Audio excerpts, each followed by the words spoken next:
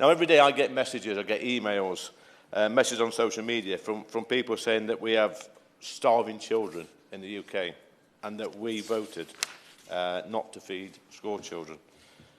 This is dangerous and misleading. I won't give it.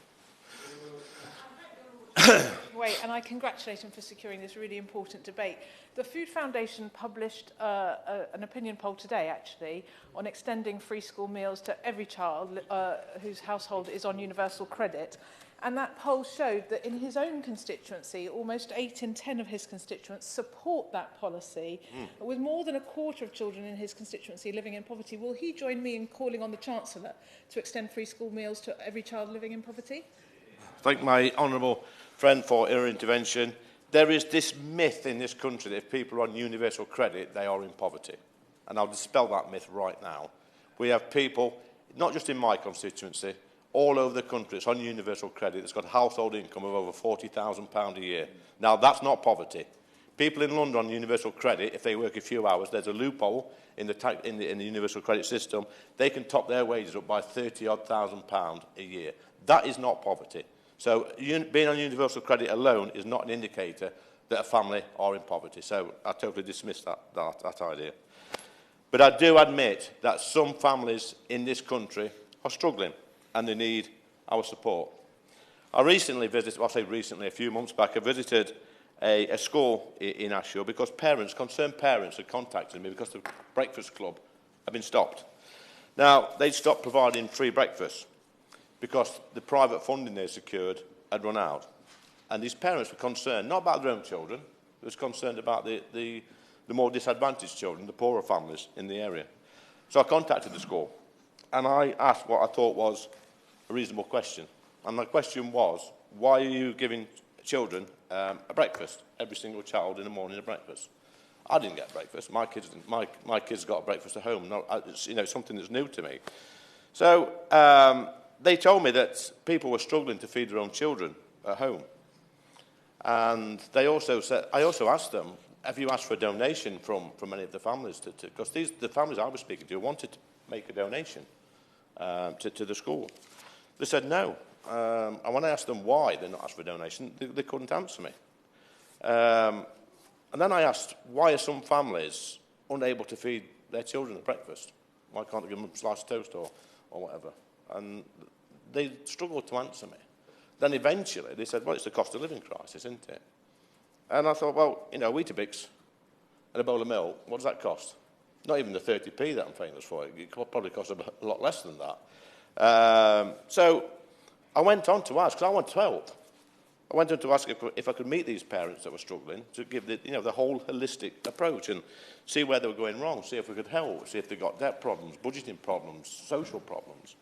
That's nearly 4 months, and still nothing back. And why have we got nothing back? I tell you because there's a reluctance in certain parts of this country now to get to the root of the problem. It's far too easy to say there's a cost of living crisis. Yes, we know people are struggling, we know food prices are up, we know energy prices are up, we know all this. But you can't keep throwing taxpayers' money, because that's what it is, it's taxpayers' money that keep throwing at people. That's your money, that's your constituents' money, that's mine. I would gladly give way. Talking about, obviously, communities struggling, and we had a report last week that said that the minimum benefit paid should be £120, universal credit. So we've got people who are receiving £85, so they're already down before we even factor in the rent. Does he understand the magnitude of the crisis that people are facing now regarding rent, food, everything that's costing? Is that coming through in your constituency? Because it's certainly coming through in mine, and it's certainly coming through in a national picture as well. So I think you've got to understand and quantify the magnitude of the problem, but also politically, how do we solve it? It's not saying that someone should be able to afford a Weetabix and a pint of milk. So how do we solve this problem where we're seeing millions of people hungry? I thank my honourable friend for his intervention. Yeah, I do live in the real world. And when I talk about these things at this place, I'm talking on behalf of my friends, my family, my neighbours and my constituents. I'll take no lectures from anybody at this place about living in the deprived area. I would gladly give way. Giving way, and I was listening carefully when he said that he wanted to meet the people who were using this service that he talked about in his constituency. to see what the problems might be where they were struggling to afford food. And he's had no response in 4 months when he's offered himself to go and speak to them to maybe try and understand their circumstances better. Does he not agree with me that certainly I grew up in poverty, deep poverty, and I have to say that my mother, if she had the opportunity to discuss with her local MP why she was struggling, I don't think she would have taken that invitation up, because I think that's quite a difficult conversation and it could be quite intrusive. Before the answer comes in, can I just remind people, I accept this as people are passionate about this, but the more interventions, the less time for those people who haven't intervened. So can I just ask you to bear that in mind, please, if you would. It's a matter for you, but I will be pretty clear and unambiguous on the time. Lee Anderson. I thank the Honourable Lady for intervention. And I might say that your mother, if she'd had a first-class Conservative MP like myself, then maybe she'd have been more comfortable coming for that advice. Now, it's true. I speak as a former advisor for Citizens Advice Bureau. I worked there for about 10 years. If you know about poverty, come and have a chat with me, because I saw these people on a daily basis. And the people I used to see, excuse me, I've got my notes wrong, they came with all sorts of problems, social problems, debt problems, benefit problems, and a lot of them had to rely on food banks. And the first thing we used to do was go through an income and expenditure sheet with the service users, and in most cases there were lots of savings to be made.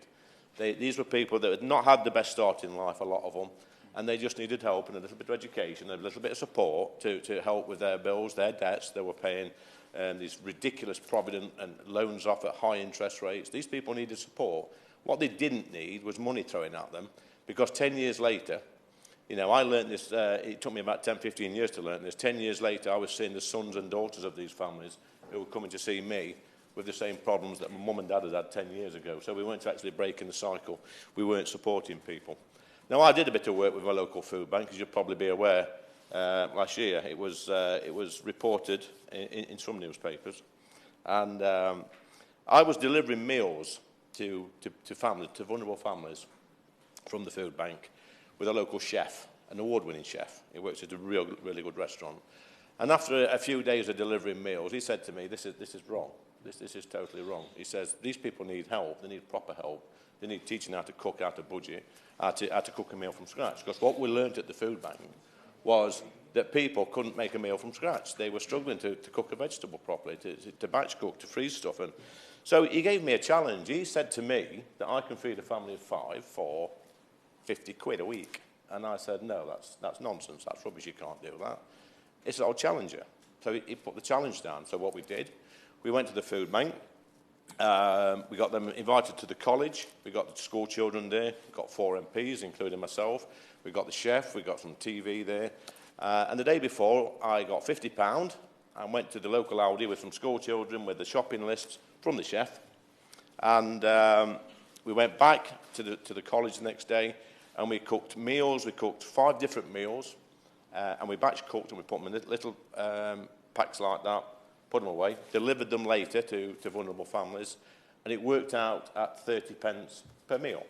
Now, I'm not saying that people can cook on that scale at home. That's just ridiculous. But what we were trying to prove is that if you learn how to cook from scratch, you get the right ingredients, and like I say, in your batch cook, then you can actually save a hell of a lot of money and make nutritious meals on a budget. And the 30p, obviously after that, I was tagged as 30p Lee, which I don't mind, because every time you call me 30p Lee, somebody asks me, why do they call you 30p Lee? And when I tell them, they completely understand. So keep firing away calling me 30p Lee. And funnily enough, I did actually write to every single Labour MP after this exercise to come to my food bank and take part in it. And I got, I think, 2 or 3 responses, 2 or 3 dismissive responses, but nobody else bothered to come. So the challenge was there, but nobody bothered to come.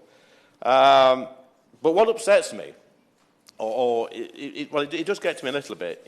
We've got this culture now in some of these deprived areas where people are so dependent on food banks. It's like a weekly shop for them. They go, and I had one particular family I was helping, really helping, and they were going to the food bank 2 or 3 times a week to get the groceries, and then You know, I see them in McDonald's 2 or 3 times a week, and I'm thinking, you know, my goodness, I mean, I don't want to stop the little children going for a treat once in a while, but, you know, it's all about priorities. You know, if you're really struggling for money and you're going to a food bank 2 or 3 times a week, you shouldn't be going out for fast food takeaways every week. You shouldn't be doing that. And I know people are going to start sighing and awing and saying it's wicked and it's cruel, but that's the facts. You know, I never went for a McDonald's when I was a kid. You know, my mum and dad really struggled, and I've come from poverty. My mum and dad really struggled to feed us. My dad had a garden. My dad was a coal miner who worked 7 days a week. My mother was a factory worker. And, you know, at the weekends, my dad did his garden. We had vegetables in there, top to bottom, and at the bottom we had chickens and rabbits and ducks. And that was our food bank. You know, we had nowhere else to go. That's what we did. We provided for ourselves. And I think we sort of lost that to the past 20, 30, 40 years. But we need to, you know, do need to remind ourselves where we come from and have those, you know, those traditional values which our parents have, which they used to have. And food banks are being abused. I know. You know, constituents tell me every single day. Now, they're either making it up or telling lies or whatever, but they are abused. They are abused. Food banks are abused by people who don't need the food bank. We should target the food bank. That's the point. You can shake your head all you want. You can shake your head. As I said, I appreciate this as passionate, but I don't want shouting across the chamber. And can people stop using you? You must address it through the chair. Okay, sir. Please. Thank you. Lee Anderson. Thank you, Chair. I do apologise. I do get passionate about this subject. It's something that's close to my heart. We look at deprived areas, such as Ashfield and Mansfield and Bolsover, and many of the red wall seats that are very deprived. And they're deprived for a reason, obviously, and we know why that is, but I'm not going to go into that detail at the moment. But what we will see is more and more fast food outlets springing up everywhere. We've got McDonald's, we've got KFC. You know, in my area alone, they're springing up every 10 minutes. These are in deprived areas. Why are they coming to these areas? Because they know there's a market there. You know, we say that poorer people tend to use these places. I know that's true, and that's true. Food bank use is increasing in places like Ashfield. We know that. Yet, obesity is increasing in the same areas. Why is that? Why is obesity increasing in these areas, in these poor areas?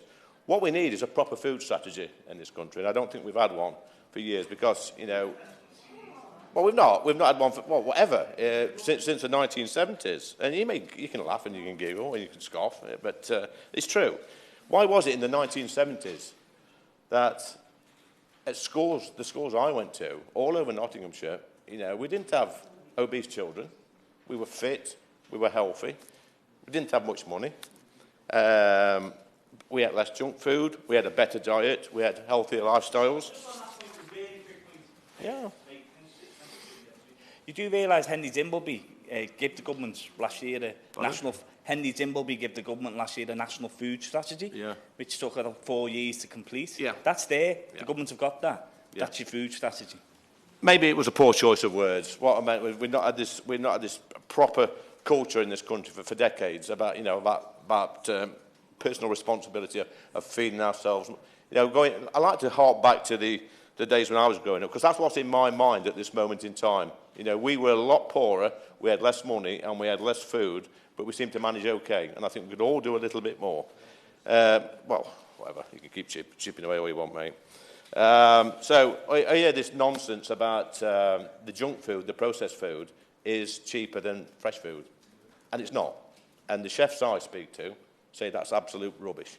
You can go and buy a bag of veg that's still now for a couple of quid and a bit of meat, and you can make wholesome, nutritious meals, you know, and batch cook, which is what I've done before, which is what parents have done before. And you know, we can do that with a little bit of effort, a little bit of education, a little bit of training. Now, people always bleat on about the government all the time. I'll give way.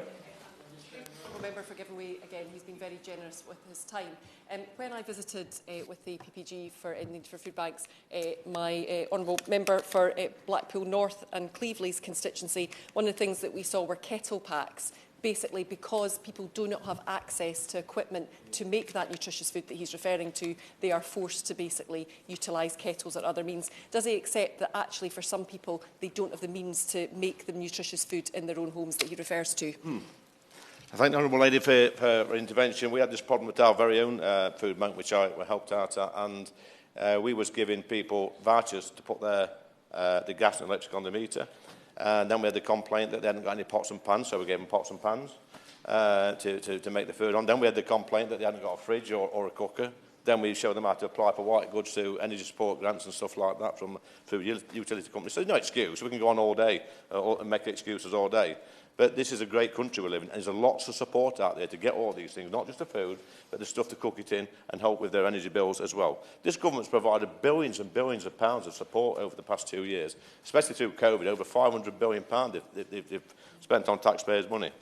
Now, I'm going to close now because I know quite a few people want to speak, but I'm just going to finish. I'll go back to the 30p, Lee, because it's something that comes up every single day on social media. But I'm just going to read out a little list I made earlier. These are chefs, these are celebrity chefs, millionaire chefs, who can make meals on a budget. Leslie Negus can make a meal for 20 pence. Jack Monroe can make a meal for 20 pence. Frugalook UK's website, 25p for a meal. Savvy Meals can do meals for under £1. The BBC even have got recipes for meals under £1. Jamie Oliver, £1 wonders. Asda, doing meals, you can do meals, they've got recipes for under £1. Goodtogo.com, under £1. And there was a food blogger, Jack Monroe, who I mentioned earlier. She was celebrated last year in the Daily Mirror for producing a meal for a staggering 11 pence. 11 pence for one meal. And these people were celebrated. They were national heroes. Yet when a Conservative MP tries to help a local food bank and help people in his own community, is actually called 30p Lee, which, like I say, it don't matter to me. But finally, Mr. Chair, I'm not going to bang on. Somebody contacted me today from Derbyshire, not my constituency, and she said, as a retired foster carer for Derbyshire, I taught our looked after children cooking skills, batch cooking and storing meals in zippy bags, reusable, and massively space saving for storing in a second-hand small chest freezer for £30. Meals that cost pence to make, proven by costing out on a spreadsheet, so extra skills were learned there too. The key is the motivation to do this type of cooking when you can make the time. But the advantages of convenience and cost speaks for itself. They could feed themselves when independent for £20 a week, indisputable. What a great lady. Thanks, Chair.